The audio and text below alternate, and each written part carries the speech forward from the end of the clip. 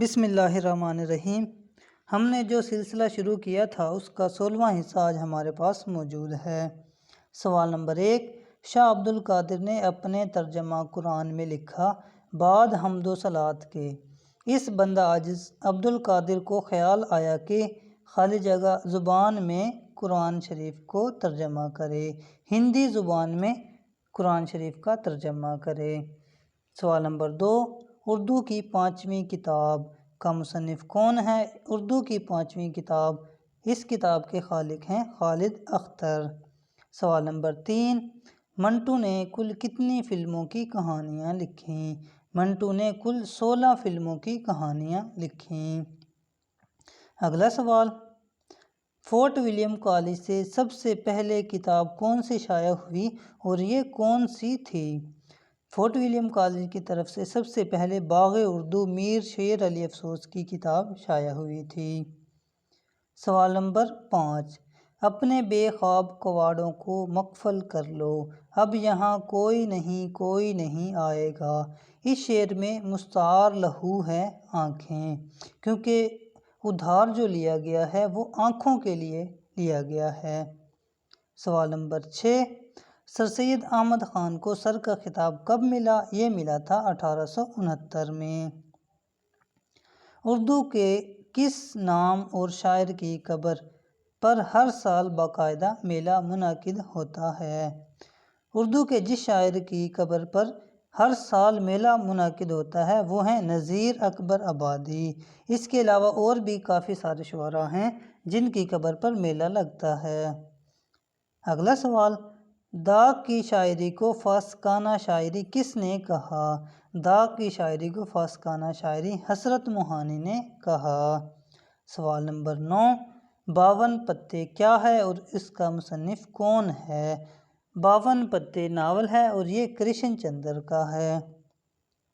سوال نمبر 10، عجائبات فرنگ یوسف خان کمبل پوش کا تحریر کردہ سفر نامہ ہے، اسے اردو کا پہلا سفر نامہ شمار کیا جاتا ہے۔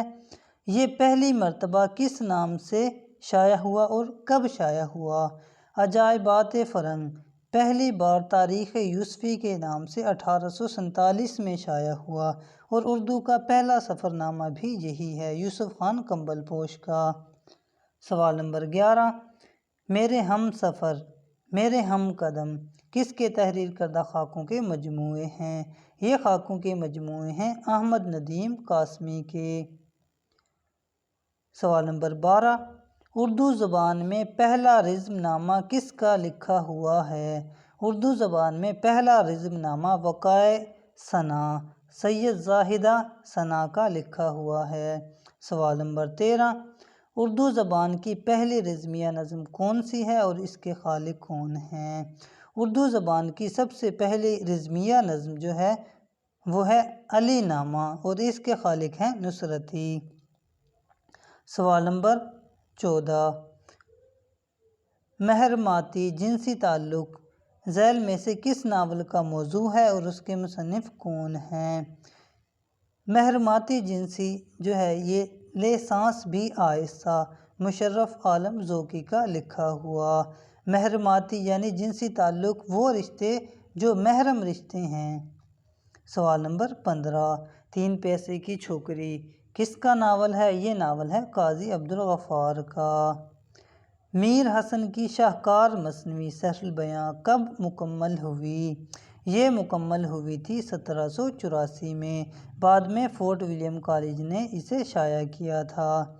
سوال نمبر 17، نکات الشعراء اردو کا پہلا تذکرہ ہے، میر تقی میر کا تحریر کردہ ہے، فارسی زبان میں ہے۔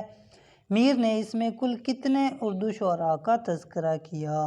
103 شعراء کا اس میں تذکرہ کیا گیا ہے، بعض جگہ پر 102 شعراء بھی پڑھنے میں ملتے ہیں۔ سوال نمبر 18، فینسی ہیئر کٹنگ سیلون کس کا افسانہ ہے؟ یہ افسانہ ہے غلام عباس کا۔ سوال نمبر 19، باغ و بہار کے مؤلف میر امن شاعری بھی کرتے تھے، ان کا تخلص کیا تھا؟ میر امن کا تخلص لطف تھا۔ سوال نمبر 20، سر سید احمد خان کو شعر کہنے کا شغف بھی تھا، وہ کیا تخلص کرتے تھے؟ سر سید احمد خان آہی تخلص کرتے تھے۔ سوال نمبر 21، شمس الرحمن فاروقی کے شہرہ آفاق ناول کئی چاند تھے سر آسماں کا عنوان اس شعر سے ماخوذ ہے۔ کئی چاند تھے سر آسماں جو چمک چمک کے پلٹ گئے، نہ لہو میرے ہی جگر میں تھا نہ تمہارے زلف سیاہ تھی۔ اس شعر کے خالق ہیں احمد مشتاق۔ سوال نمبر 22، اردو کے ابتدائی ادوار میں اردو دواوین اور منظوم تصانیف پر فارسی میں دیباچہ لکھا جاتا تھا، جیسے غالب نے بھی اپنے اردو دیوان کا دیباچہ فارسی میں لکھا۔ اردو دیوان کا اردو میں سب سے پہلا دیباچہ کس نے لکھا تھا؟ یہ لکھا تھا عبدالولی عزلت نے۔ سوال نمبر 23، شعر مکمل کریں۔ وہ آئے بزم میں اتنا تو خالی جگہ نے دیکھا، پھر اس کے بعد چراغوں میں روشنی نہ رہی۔ وہ آئے بزم میں اتنا تو برق نے دیکھا، بعض جگہ مرتقی میں لکھا ہوا ہے، یہ غلط ہے، اس کا درست جواب ہے برق۔ سوال نمبر 24، ذیل میں سے کون سا افسانہ افغان جہاد کے نتیجے میں پاکستان میں جنم لینے والی شدت پسندی کے پس منظر میں لکھا گیا؟ افسانہ نگار کا نام بھی بتائیں۔ یہ تھا دادی آج چھٹی پر ہیں، خالدہ حسین کا۔ سوال نمبر 25، اہام گوئی کے خلاف تحریک کے روح رواں نقش بندی سلسلہ کے نامور بزرگ مرزا مظہر تھے، انہی کی کوششوں سے شعراء نے اہام کو ترک کر کے سادہ گوئی یا تازہ گوئی یا صاف گوئی کا سلسلہ شروع کیا۔ ان کا اصل نام کیا تھا؟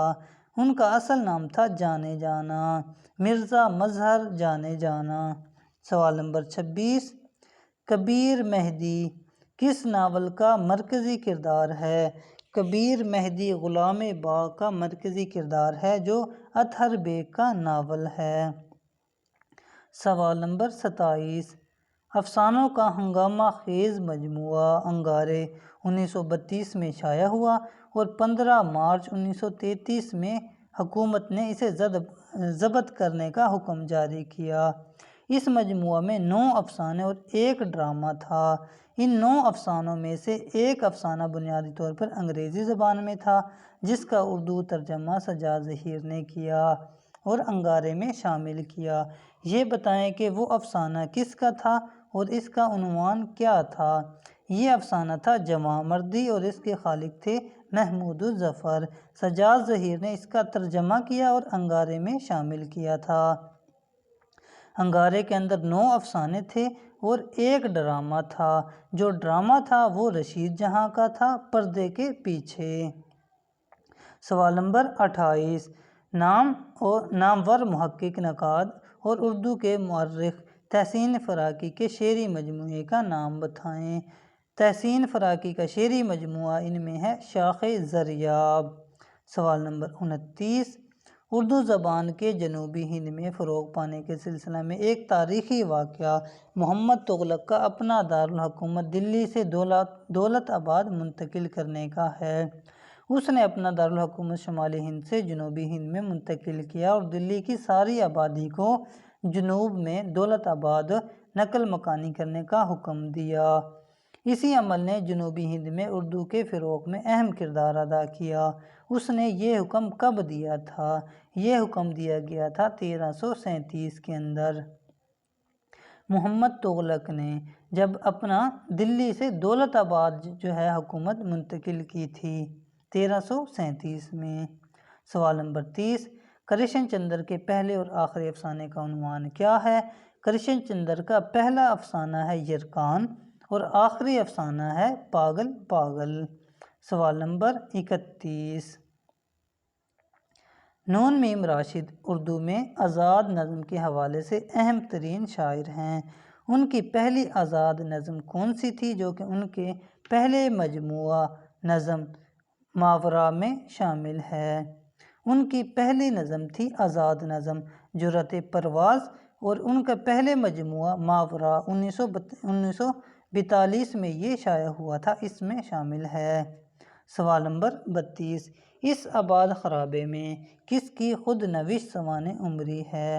اس آباد خرابے میں اختر الایمان کی خود نوشت سوانح عمری ہے۔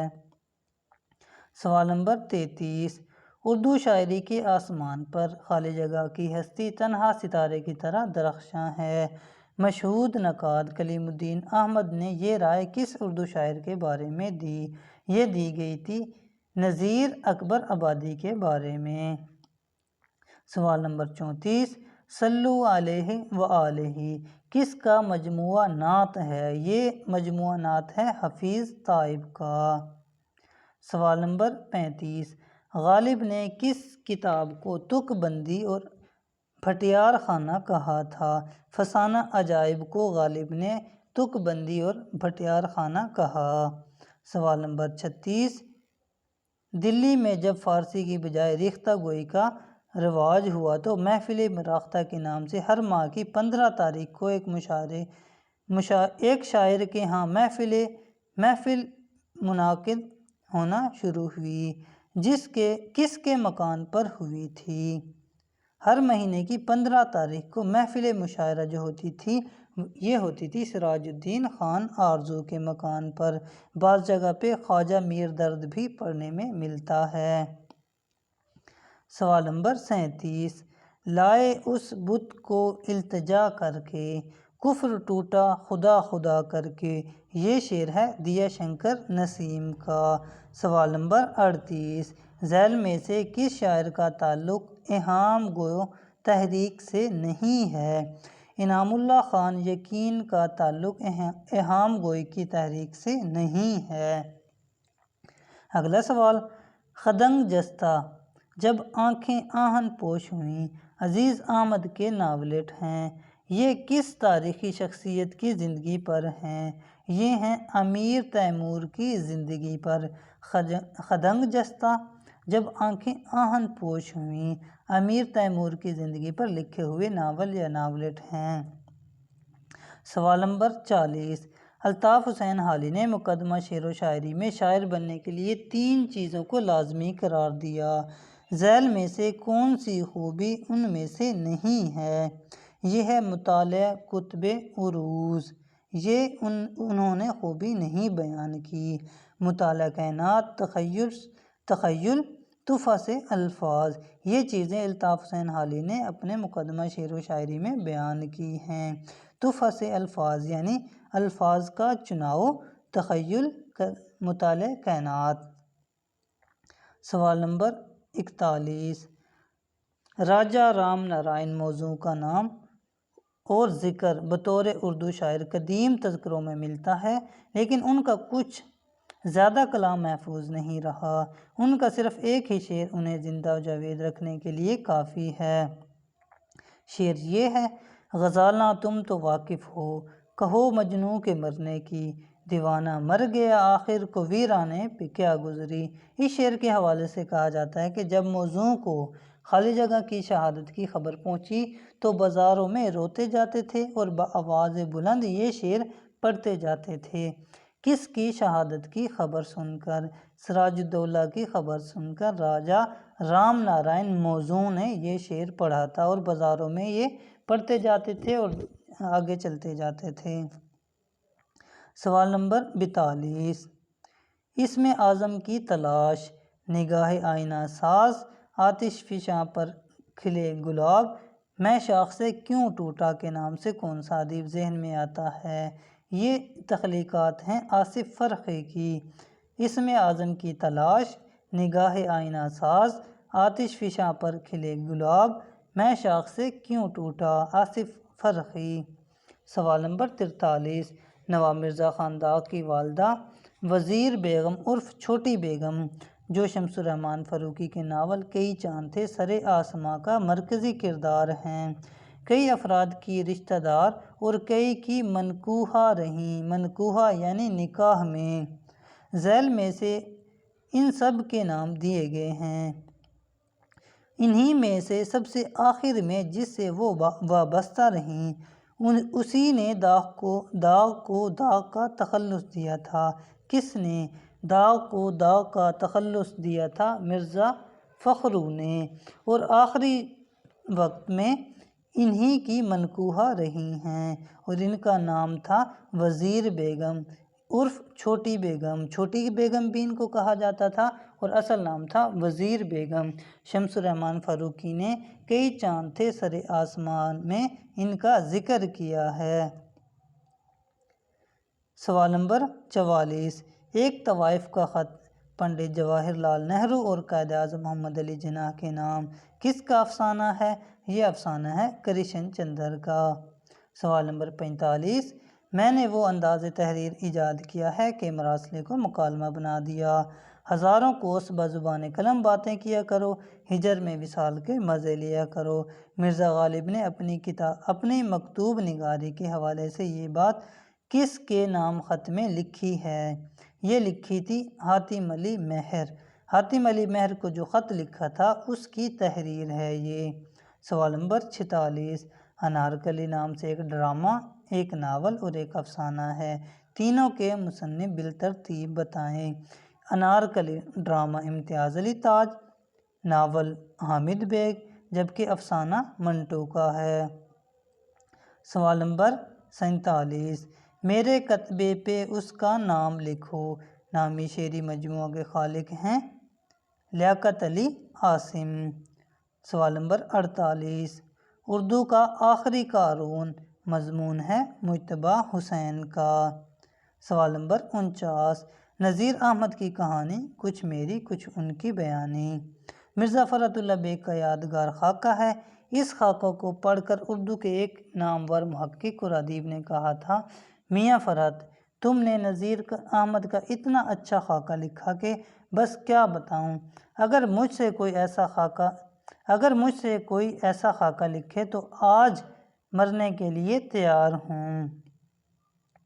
مرزا فرحت اللہ بیگ نے برجستہ کہا، بسم اللہ کیجئے، خاکہ میں لکھ دوں گا۔ خدا کا کرنا ایسا ہوا کہ وہ محقق اسی سال وفات پا گئے اور مرزا فرحت اللہ بیگ نے ایک وصیت کی تعمیل کے نام سے ان کا خاکہ لکھا۔ ان محقق اور ادیب کا نام بتائیں۔ وہ تھے وحید الدین سلیم۔ نذیر احمد کی کہانی کچھ میری کچھ ان کی بیانی مرزا فرحت اللہ بیگ کا پہلا خاکہ ہے اور پہلے خاکہ نگار ہیں یہ، اور ایک وصیت کی تعمیل کے نام سے وحید الدین سلیم کا خاکہ لکھا۔ سوال نمبر 50، تذکرہ گلدستہ نازنینہ کے مرتب کون ہیں؟ تذکرہ گلدستہ نازنینہ کے مرتب ہیں مولوی کریم الدین۔ دعاؤں میں یاد رکھیے گا۔ اللہ حافظ۔